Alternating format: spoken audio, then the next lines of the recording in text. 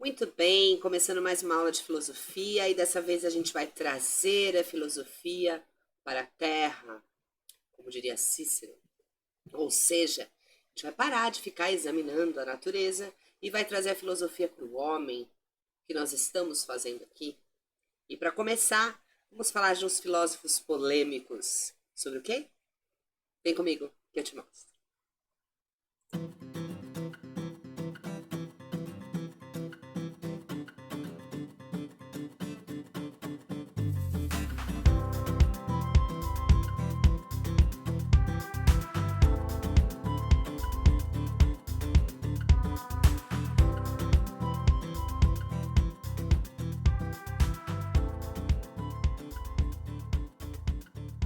Muito bem, vamos falar dos sofistas. São aqueles primeiros filósofos que vão ensinar dentro da democracia ateniense, vão conviver junto com Sócrates e receber muitas críticas dele, de Platão e Aristóteles, né, a tríplice spa da filosofia clássica antiga. Mas vamos entender por que essas críticas aconteceram, como eles atuavam e algumas outras cositas mais a partir dos slides. Vamos lá. A gente está falando da época de 450 a.C., mais ou menos, em Atenas, quando essa se torna o centro cultural do mundo grego e a filosofia toma um novo rumo. Ela sai da filosofia da physis, né, dos pesquisadores naturalistas, e passa a integrar o centro de interesse que vai deslocar para o homem e para a posição do homem na sociedade aos conceitos filosóficos. O que eu quero dizer com isso? Em Atenas, a gente tinha a democracia ateniense, a efervescência cultural que vai ajudar esta filosofia a nascer, né? Uma filosofia socrática, uma filosofia socrática e pós-socrática depois, né? A gente tinha antes a pré-socrática, que eram filósofos da physis, filósofos que se preocupavam em observar a natureza, achar um marquê, achar um sentido para tudo que existia no mundo. E agora, com o homem pautando as decisões de Atenas, é preciso entender qual o sentido de eu estar aqui, como eu tomo conhecimento das coisas, como eu posso viver melhor em comunidade. Ser ou não ser, eis a questão, tá? Então agora é nisso que vai se centrar o problema. Sócrates vai se preocupar com isso. E os sofistas não vão se preocupar, mas vão buscar a melhor maneira de convivência nessa sociedade através de uma coisa muito importante: o poder da palavra, a retórica, o poder de convencer para se chegar às melhores, entre aspas, e vocês vão entender por que depois, as melhores pautas aprovadas nas assembleias públicas. Vamos lá, seguindo o slide. Bom, a gente tem o desenvolvimento da democracia, assembleias populares, onde a educação para a participação nos processos democráticos é muito importante. Então fica a pergunta: o quanto uma jovem democracia de um povo esclarecido depende do domínio da retórica, ou seja, a arte de bem falar e persuadir.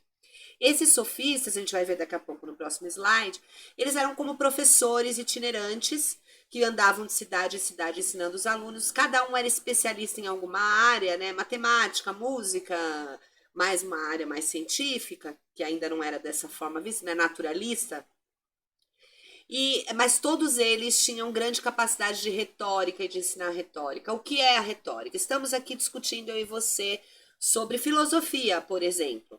E digamos que você tenha pouco conhecimento filosófico. Eu cursei uma faculdade de filosofia, não sou a dona da palavra, até porque em filosofia é impossível você ser a dona da verdade em todos os campos, mas vamos supor que eu conheça um pouquinho melhor Kant. Me achei agora, né? Que é uma das partes da filosofia mais difícil. E aí nós vamos começar a conversar e por eu saber um pouquinho mais do que você, a minha capacidade de convencê-lo de que aquilo que eu estou dizendo é a verdade vai se expressar através da minha retórica, da minha forma de falar. E em muitos momentos você fala: nossa, ela tá falando a verdade mesmo, porque eu não conheço, eu não estudei o assunto, ela sabe o que ela está falando, a colocação dela de palavras, ela sabe o que está falando. Eu gostaria de dizer que eu vou buscar sempre saber o que eu estou falando, até porque minha profissão pede isso. Mas eu também posso falar um monte de coisas aqui com uma entonação e com uma usando conceitos filosóficos e elas escaparem em alguns momentos da realidade. Isso é o poder de retórica, mas eu te convenço que eu tô certa, tá? Vamos dar uma explicação um pouco mais menos lúdica, né? Eles precisavam convencer as pessoas da cidade a fazer aquilo que eles, as pessoas que iam na Assembleia Popular, né? A fazer aquilo que era o melhor para a polis. Ou que eles entendiam ser o melhor para a polis, né? Muitas vezes melhor para eles mesmos. Mas esse era o pensamento central, para isso se usava a retórica. Então, naquela época, a gente tinha os políticos, que eram aquelas pessoas que se preocupavam com a polis, com a cidade, com o que era melhor ser feito. Elas tinham um senso coletivo, né? Tentavam aprovar propostas para o bem geral e coletivo. E aquelas pessoas que não se importavam com a polis, só se importavam consigo mesmas. Então, a gente vai ter o eu, que a gente usa id para falar eu, né?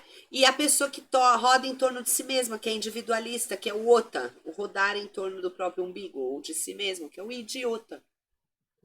Políticos se preocupavam com a cidade, usavam a retórica, e idiotas se preocupavam apenas com seus interesses. Passam-se os anos e a gente tem aí uma política em que muitos idiotas participam. Talvez seja um momento de refletir sobre como nós escolhemos os nossos representantes. Fica aí para vocês. Vamos continuar no slide. Filósofos itinerantes, né? Eu falei, eles vinham das colônias gregas para Atenas, criticavam muito a mitologia, tá? Isso vai ser uma crítica que vai ser feita por Sócrates também. Eram estudados, ganhavam a vida ensinando e eram céticos, tá? Ainda que houvessem respostas para muitas questões, ninguém jamais seria capaz de encontrar um resultado seguro e definitivo para os mistérios do universo. Vou deixar uma parte aqui para vocês. Tem uma aula do período helenístico sobre ceticismo aqui no meu canal. Eu vou deixar um card aqui para vocês verem. É um período depois, né? Já é pós-socrático, mas que é interessante para vocês entenderem o ceticismo. Bom, o que fala um cético? Ele vai dizer que nós não podemos ter uma verdade absoluta, porque cada um tem a sua própria verdade, baseado nela você coloca, se expressa e constrói conceitos. Ao contrário do que dizia Sócrates, que há conceitos universais para justiça, para certo, para o bem. É universal, em qualquer lugar, ele é o mesmo. O sofista vai falar que não. Às vezes o que é justo para mim não é justo para você e tudo bem, não estou mentindo.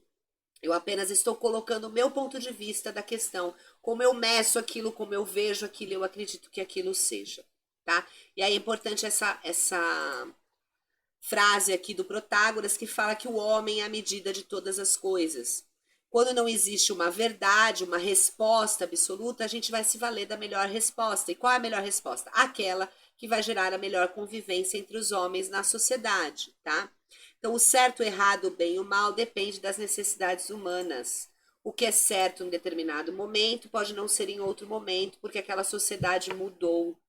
Essa é a percepção que eles têm. Quando o Protágoras fala que o homem é a medida de todas as coisas, eu meço, eu julgo as coisas a partir das minhas medidas, da minha régua.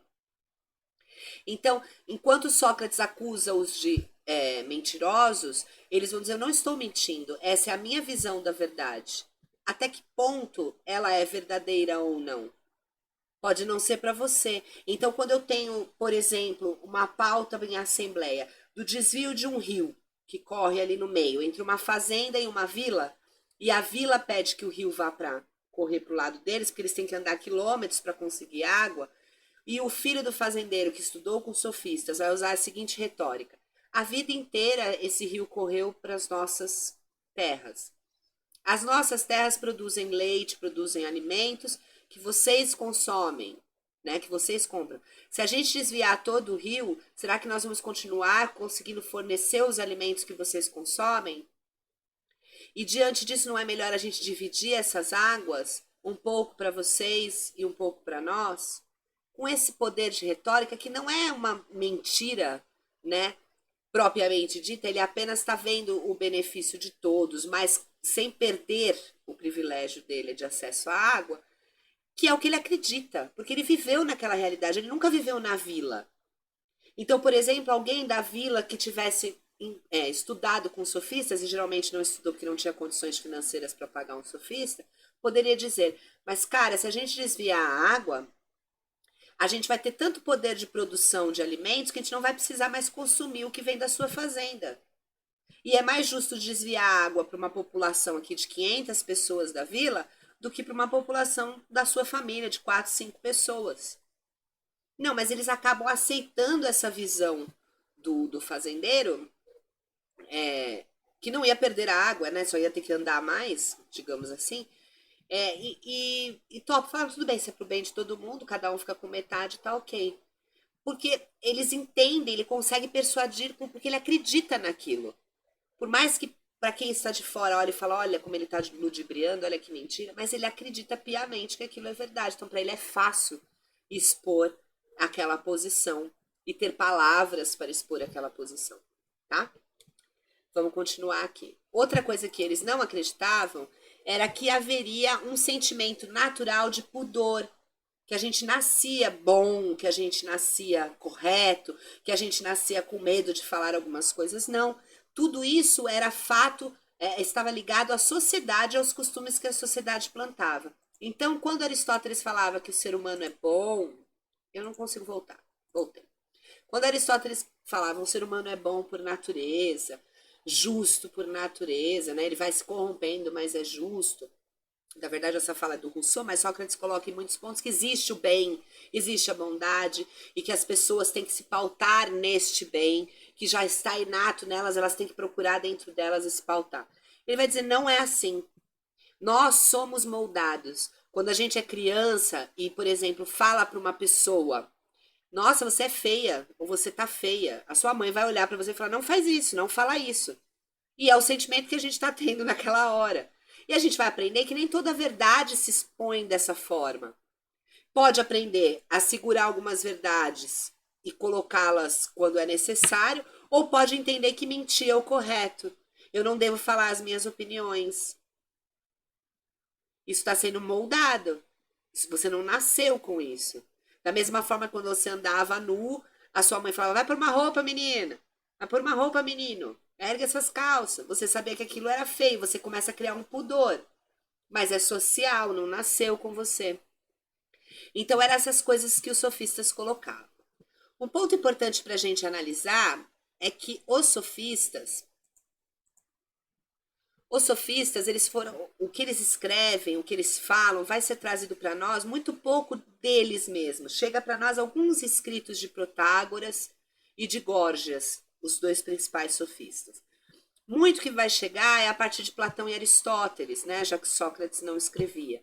E eles vão falar muito sobre tratar os sofistas de maneira muito pejorativa. Por quê? Porque eles acreditavam num modelo de governo muito diferente da democracia, que era a monarquia.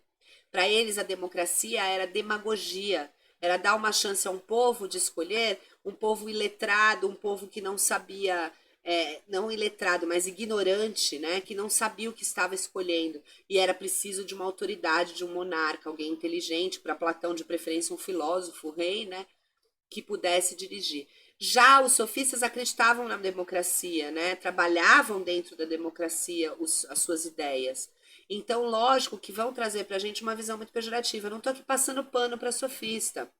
E nem para o fato da retórica ser usada ainda hoje como forma de conhecimento completamente destacada da verdade, muitas vezes da realidade. Mas é importante que a gente entenda que quando um opositor fala de alguém, a gente precisa ficar de orelha em pé e tentar escutar o que esse alguém tem para dizer também, não tomar aquilo como verdade absoluta, tá?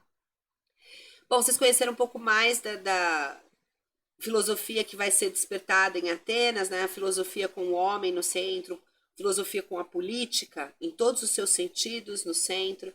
E nós vamos falar mais sobre ela, principalmente em Sócrates, mas fica aí despertado para vocês, os sofistas. Quer receber as próximas aulas? Se inscreve, curtiu, dá um joinha, curtiu muito, compartilha, fica ligado nas nossas próximas propostas e eu te encontro para a próxima aula. Até lá!